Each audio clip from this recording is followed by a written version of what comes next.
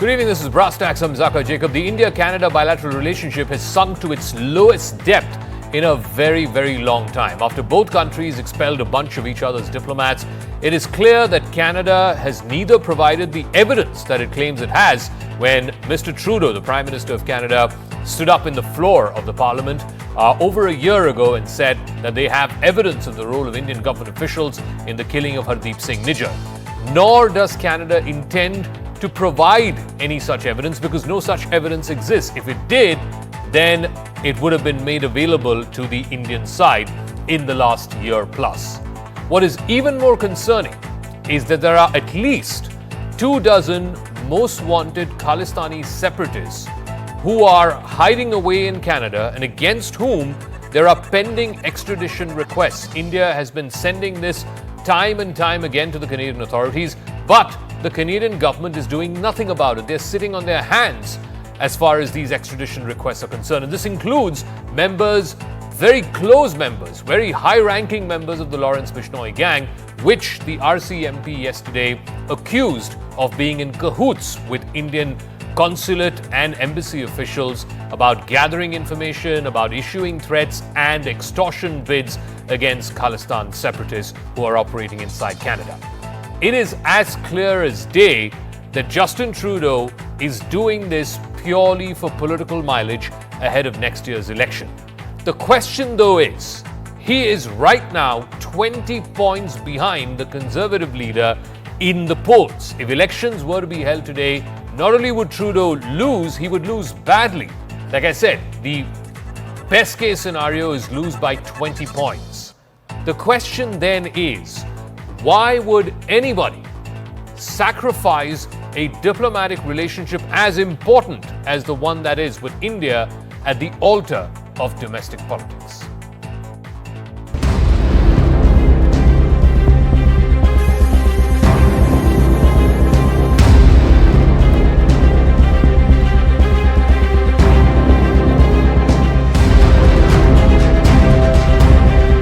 Information on Canadian citizens that were then fed to criminal organizations that would then take violent actions from extortion to murder against Canadians. No country, particularly not a democracy that upholds the rule of law, can accept this fundamental violation of its sovereignty.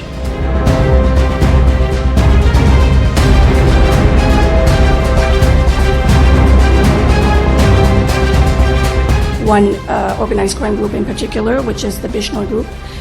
So that's what we're seeing here in Canada. And we believe that that group is connected to agents of the government of India.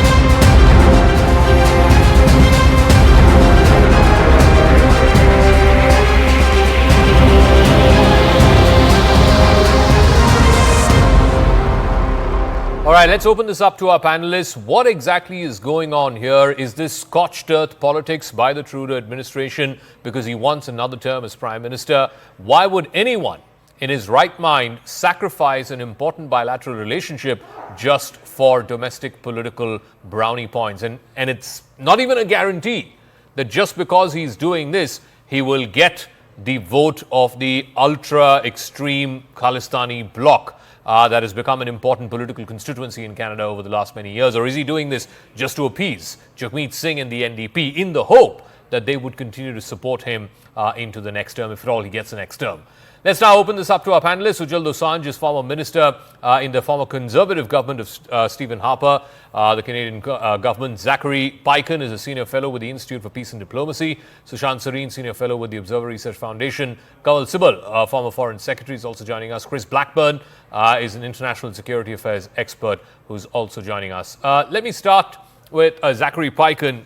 You know, yesterday the RCMP had a press conference where this was the claim made by the Canadian police that they believe, and they're alleging a link between the Bishnoi gang and Indian government agents, The fact is, I can list out at least 5 members of the Bishnoi gang who are currently in Canada against whom extradition requests are pending, which includes the likes of Satinderjeet Singh, alias Goldie Brar, Mandeep Singh Dhaliwal, Arshdeep Singh Gill or Arsh Dalla, Lakhbir Singh Sandhu, aka Landa, Parkwar Singh Dulai. These are 5 individuals who are associated with organized crime, associated with various Khalistani outfits, against whom there are extradition requests that have been pending for the last 20 years, and the Canadian government has been doing nothing. And yet, the RCMP says there are links between Bishnoi gang members and Indian government agents. If there are, then they should make it public, and they should certainly be seen as taking action on these extradition requests. Mr. Paikin. Well, thanks very much for having me on your program. Look, there is no doubt that Canada should do more and must do more to take India's concerns seriously, security concerns seriously, India's core interests seriously, and to combat Khalistani extremism on the territory of Canada. That's not just a question of sovereignty, that's a question of good diplomatic relations and friendly relations between Canada and India. It's an important strategic relationship, and it's something that Canada needs to get more serious about, not just on this issue, but when it comes to diaspora politics management in general across several different diaspora communities in Canada. Far too often, Canada's foreign policy is really a form of diversity and diaspora management domestically, and that's a problem. I'm not here to deny that. But the allegations that have been made recently, not just on the political side, I agree that on the political side, there are political calculations that have been at play since the beginning of this. But now we have allegations from the RCMP, from the Royal Canadian Mounted Police, which should be taken seriously. And many of us from Canada have had the pleasure of appearing on many of your programs across India for the past year and have been, openly critical about what Canada needs to do more and to do better. And now I think it's incumbent on both sides to be able to turn down the temperature here a little bit. And I hope that the Indian side will also take the RCMP's allegations seriously as well. Mr. Dosanjh is a former minister in the Stephen Harper government. He's a conservative. Clearly, Mr. Dosanjh, in your active political career, is this easily and by far the lowest point in the Indo-Canadian relationship? And again, I'm coming back to that point. It's understandable. It makes sense to some degree that if Mr. Trudeau were practicing this scorched earth politics because he believes this is the only way he can win a re-election, but why would anyone, least of all a prime minister of a country, sink to such lengths and completely put a relationship, a bilateral relationship as important as the one between India and Canada, out in the doghouse? It could perhaps take years or decades for this to recover. The political point scoring doesn't quite fully explain it. Mr. Dosanjh. Yeah, it is perhaps the lowest point in my memory of the India-Canada relationship. I think you have to go back to the time of the nuclear explosions, perhaps during Vajpayee's time, if I remember correctly. Mr. Trudeau has handled this issue in a much less responsible fashion than a leader should have, right from the beginning, when he first stood up in the House of Commons. He is not credible on this issue from my point of view, in the sense that he's the Prime Minister of the country. I have to trust him that he's telling me the truth. I trust the RCMP more than I trust him. But he has been essentially playing with fire with the Khalistanis right from the moment of his own leadership. And all the time that he's been the Prime Minister, the Khalistanis have been in his cabinet. And he depends on his support to run the minority government on another Khalistani, Jagmeet Singh. So in that sense, I think that he is partly to blame where the India-Canada relationship is, because under the rubric of freedom of expression, Canadian politicians have essentially never condemned extremism and terrorism and hate that the Khalistanis have spread in this country. Right from the moment of Air India terrorism, it took a long time for the government of Canada to own up to the responsibility for its negligence and neglect of the Indian community in the 1980s. So it's a very complex issue. It's not as clear as India, in fact, might want it to be. So, Kamal Sibal, both Mr. Dosanjh and Mr. Paikan saying, of course, Trudeau is doing this for his own narrow political ends, whatever that might be. It might be to win a re-election. It might be to ensure the continuity of his minority government. He's dependent on another Khalistani, that is Mr. Jagmeet Singh of the NDP. But be that as it may, they're both making the point that the RCMP putting out two of the top cops in Canada to be the face of making these allegations, both of them, Mr. Dosanjh and Mr. Paikan, making the contention that you need to separate the two and that India needs to take seriously what the RCMP is saying as opposed to what Mr. Trudeau is saying. He might be doing it for political reasons, but they say that whatever the cops are saying must be at least given a chance to be investigated. Well, I totally disagree with the gentleman from the IPD. If one believes in the competence of the RCMP or whatever it is called, then they should have produced the evidence. After all, Trudeau is not going to produce the evidence himself. He's not a policeman. He's not an investigative agency. He has to depend on what the investigative agencies tell him. And in this case, if the RCMP or whatever it is has not been able to produce a shred of evidence what we are saying, then why do we suddenly believe that the RCMP or whatever it is has more credibility? Even now, if they have the evidence, let them produce it. Let them embarrass the government of India. Let them actually refute what we are saying about Canada not producing a shred of evidence by producing it, rather than making general statements and casting in the most lurid light what is normal diplomatic function of any mission, and blaming the High Commissioner and senior diplomats of our mission in being complicit with terrorism and the violence and killings, and this is absolutely ridiculous. I've spent all my life in the diplomatic service. I have also handled these situations, the operations of our intelligence agencies in our missions abroad. There's nothing like that at all. Nothing. Can you explain that? Can you explain that to our viewers? Because you have a high commissioner who is a career diplomat. I think he has 36 years of service. He's been ambassador before in Japan, in Italy. To accuse him of indulging in espionage, to accuse him and make him a person of interest in a murder investigation, why does that beggar belief? Can you explain that to our viewers? But it's ridiculous. I've been ambassador to 4 countries. I know how our raw people operate in our missions abroad. Of course, they are here in our missions abroad. There's absolutely no question of a diplomat of the Indian Foreign Service being involved in any kind of operations like this, or giving directions, or actually collecting information, which then is passed on to the intelligence agencies to do their deeds. Nothing of the kind. This is not his job. There is complete separation of what the intelligence agencies do and what the diplomats do, essentially to protect the functioning of the diplomats, so that their credibility is not eroded in any way, and they can function in their respective countries where they are accredited to a degree of credibility. That is one. The other is, look at what happened in the 1986 Air India bombing. It's the same RCMP or whatever it is. It took them 18 years to investigate that and come to a conclusion. Why is it that suddenly they are the hallmark of efficiency and they produce credible information involving our agencies, our very senior political leaders in such acts? Okay, so let me ask Sushant Sareen this, because expelling half a dozen diplomats, withdrawing the High Commissioner, these are not moves that are going to hurt either Mr. Trudeau or the Canadian government. If India is serious about sending out a signal that what he is doing is putting this bilateral relationship, this important bilateral relationship, at the altar of political gains, then India has leverage on its hands. It can impose tariffs. It could limit trade, whether it's in agriculture or in the energy sector. These are the 2 biggest components that Canada exports to India. We are right now, can you believe it, even as we speak, we are right now having a negotiation with Canada on a comprehensive economic partnership agreement.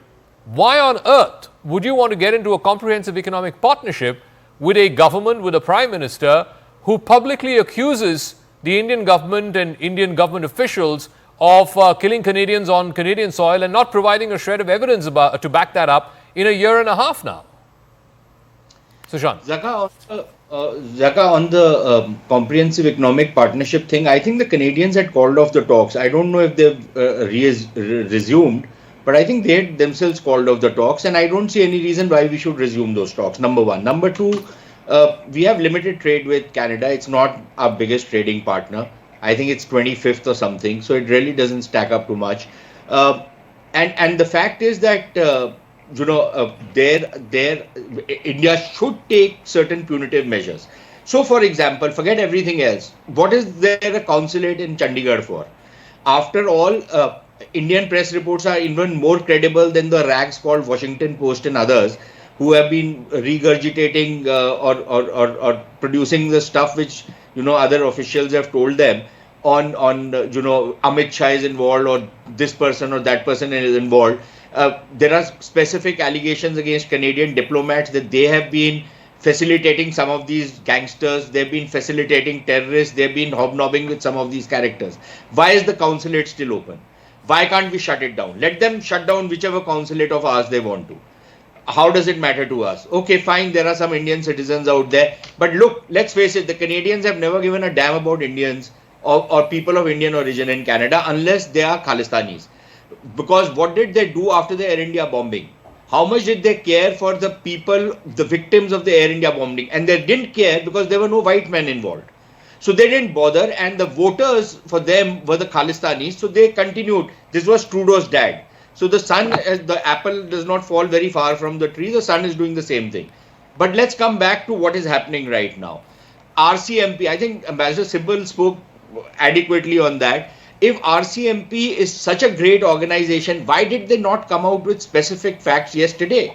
When on, and it was with unseemly haste that they were carrying out this press conference. What is that tearing hurry? Why could it not have been done after a couple of days? Was the sky falling, or was Justin Trudeau in great crisis that the RCMP had to come to rescue him politically by making these kind of scurrilous allegations? So what was the charge? The Canadian government says that Indians are the government of India or agents of the government of India are targeting South Asian communities. When a specific question is put, they say no, actually it's only some pro-Khalistani elements who are being targeted. What is the evidence that has been produced? Not a shred of evidence has been produced, only insinuations. And unless the Canadian RCMP is now into watching Bollywood masala films where they think that Lawrence Bishnoi's gang is some kind of transnational organization, why don't they answer a simple question, which I think you have also put in your report initially, that the Indians have been asking the Canadian authorities that there are these gangsters involved in Lawrence Bishnoi gang who are taking refuge in Canada and are carrying out their nefarious activities in India. Why haven't the Canadians acted against that? We have given them far more credible information and actionable information to act against these gangsters, but they have been not doing anything about it. Since 2003, Mr. Blackburn is also on the broadcast. Since 2003, as many as 26 extradition requests have been pending in Canada, requests that have been sent by India against some of these dangerous terrorist elements. I'm going to read out the names: Goldie Brar, aka Satinderjeet Singh, Mandeep Singh Dhaliwal, Arshdeep Singh Gill or Arsh Dalla, Lakhbir Singh Sandhu, aka Landa, Parvkar Singh Dulai, and of course this Canadian American called Gurpant Singh Pannu. Now my point, Mr. Blackburn, is on the one hand, the Canadian police, and Sushant is a valid point, valid question to ask. It was Canadian Thanksgiving on Monday. On that day, for the Canadian police to come out and make these allegations, again without providing any evidence, for the Prime Minister to come out and repeat those allegations, again providing no evidence, the Foreign Minister to do the same, A, what was the tearing hurry, and B, what of these extradition requests which have been pending in Canada for the last 20 plus years? I think you're right to point out that the timing is very suspicious. Here's the RCMP comes out with a statement. There's been no sort of breakthrough on the ground. The court case has been adjourned, and that'll start later in the year. So really, there's been nothing really changed yet. Here was a statement by the RCMP, and then obviously the Prime Minister and his Foreign Minister. So I think that the timing is very strange, which goes to the central point: is why is Trudeau picking a fight with India if there hasn't been any revelation of this so-called evidence that they've got? But we all know that ultimately the problem is Canada has a Khalistan problem. It's also got a radicalism problem. We know that even in Bangladesh, they've been calling for the killers of Sheikh Mujibur Rahman to be extradited from Canada. The Canadians have refused. We know that India's asked for criminals and terrorists to be extradited, and the Canadians have literally dragged their feet. And now this problem isn't new. We've known about it for decades. And I think Canada is a soft touch on terrorism ultimately. And I think what this will ultimately do will backfire on Justin Trudeau, because we'll see that there have been cases that have literally the Canadians have kicked into the long grass for decades, and that needs to stop. It needs to change. Mr. Desange, admittedly, Mr. Trudeau faces elections, and I believe in this same press conference where he made these allegations yesterday, he was asked if he will run for a fourth term next year, and he said yes. Now, admittedly, he's a politician. He's going to do hook or crook to try and win those elections, but here's the reality. Most polls are suggesting Trudeau is trailing his Conservative rival by 20 points at least. So even if he were doing this to appease a micro minority within a particular vote bank, A, what's the guarantee that that vote bank is going to actually vote for him, given how unpopular he is? And two, I come back to that fundamental point. After saying, foreign interference, Chinese interference, and other interference, Indian interference in elections, a committee being formed, so on and so forth, again, not a shred of evidence has been put out in the public domain. He made the allegations against the government of India and its alleged role in the killing of Niger over a year ago in the Canadian Parliament. No evidence that's been put forth in the public domain since then. Again, why would he do this? Why would he put the relationship to the doghouse for an election that he's slated to lose by 20 points at least? Yeah, but I think that you have to admit that there must be a kernel of truth to the allegations that the RCMP are making. That's one thing. Put that aside.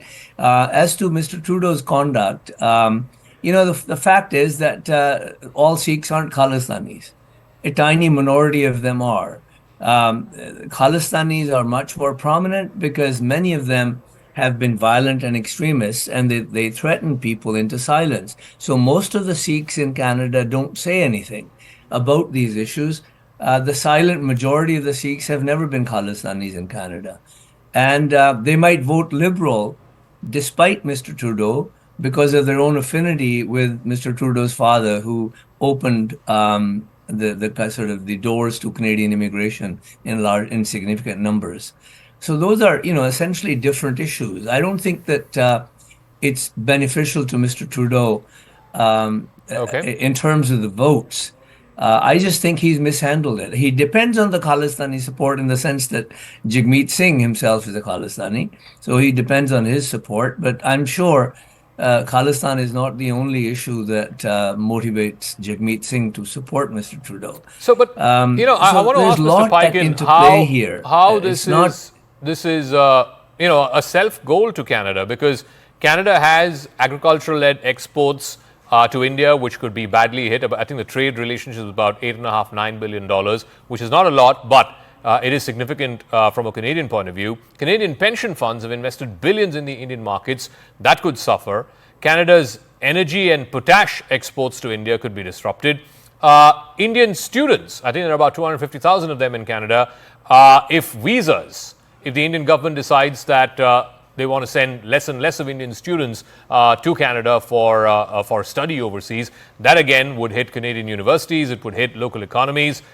Indian tourists, fewer Indian tourists would also impact Canada's tourism sector. So net, this is a complete lose-lose proposition, and yet Trudeau and his government and now the RCMP are willing to put this literally, shred this up to pieces.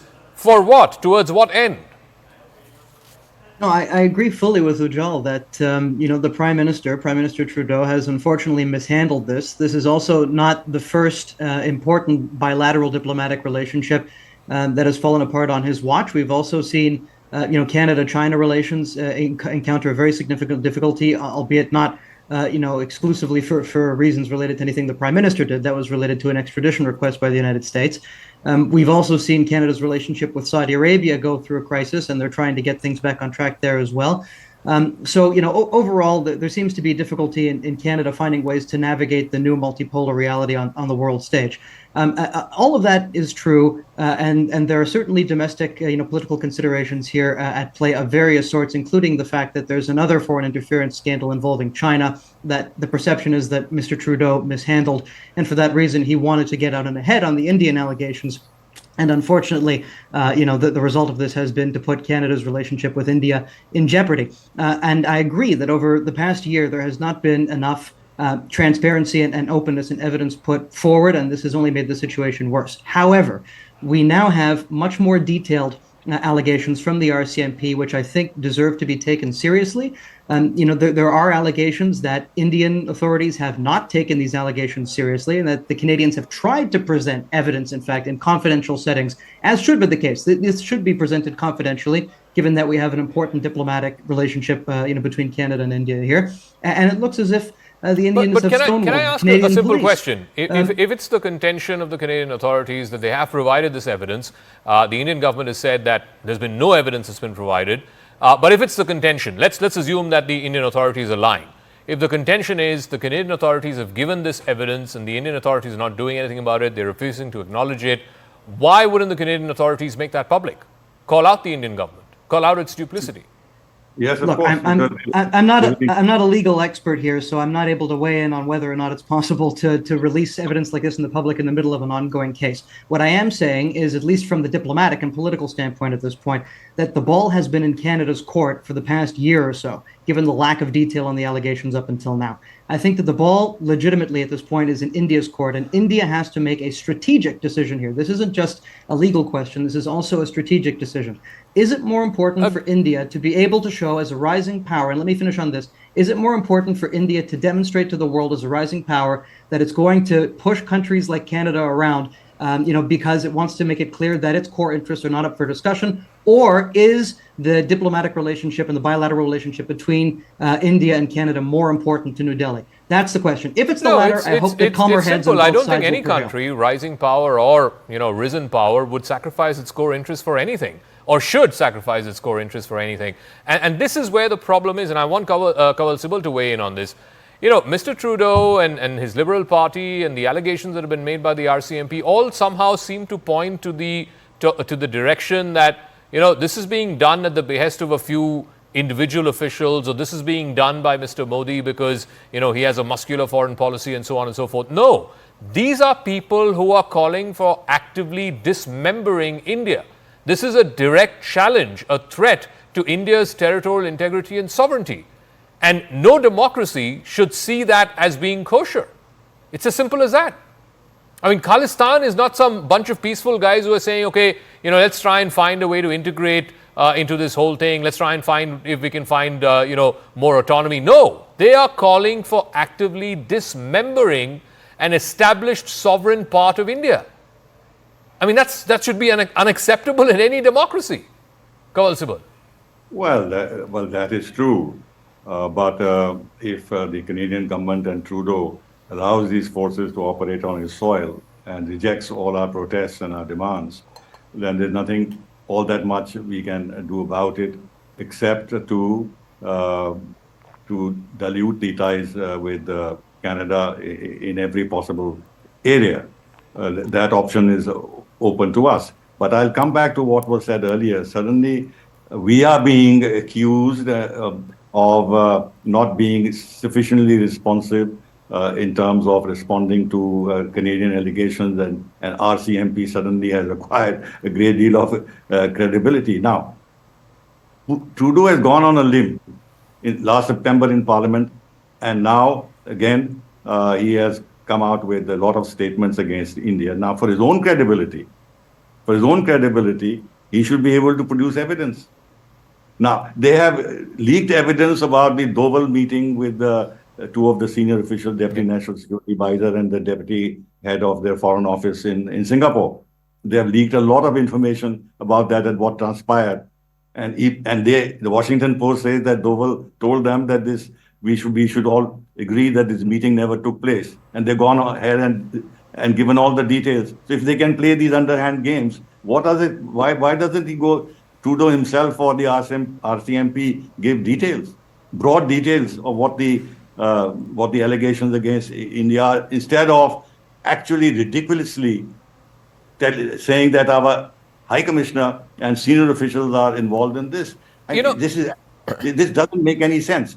Second thing, one point I want to make, which is important, that this thing about Khalistani vote and support being very critical. Now, in the Jagmeet Singh party, NDP, whatever it is, there are very few Sikhs, very few Sikhs, and as was said by Mr. Dosanjh, the large majority of the Sikhs are against these Khalistani. So why is it that suddenly we believe that Mr. Trudeau has become a hostage to a small gang of people who, in the larger scheme of things, actually don't matter very much for his re-election? Okay. So why are we duping ourselves by accepting these false arguments that are being made that he needs the support of the Khalistani elements for his own re-election? No. So let me also come back to Mr. Paikin's point about, okay, you don't want to reveal this in the public domain because these are matters of espionage or whatever it is.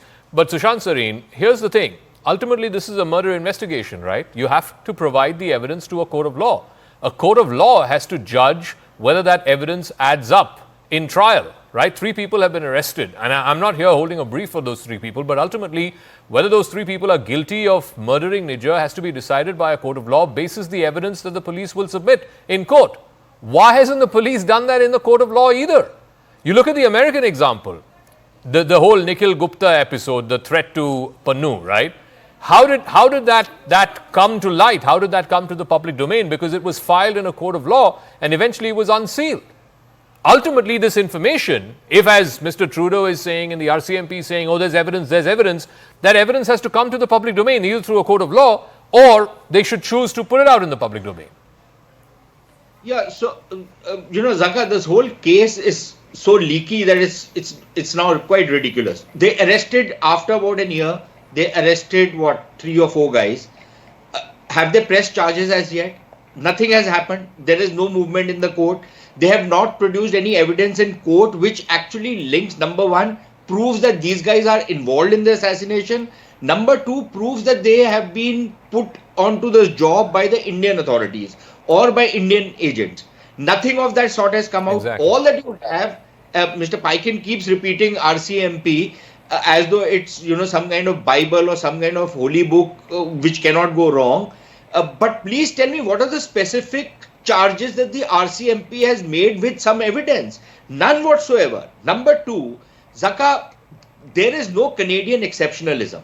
Look, the Canadians can't say that, look, we want you to take action. India must prove itself. India can turn around and say Canada needs to prove itself.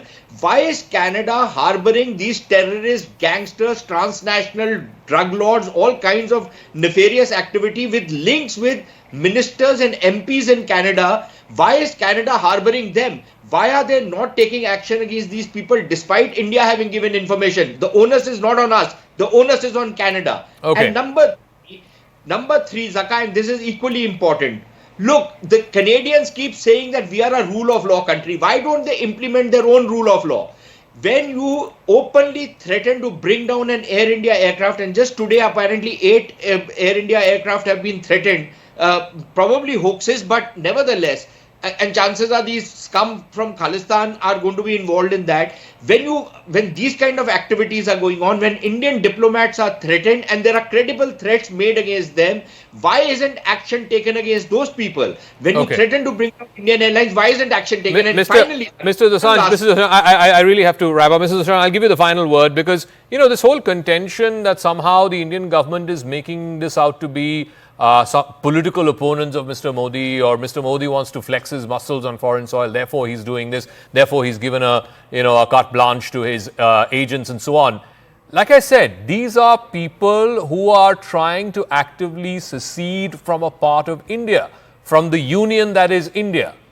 If the Indian government were to give sanctuary to a bunch of guys who say, okay, we want Quebec to secede from the rest of Canada, would that be acceptable to any to any democratic country?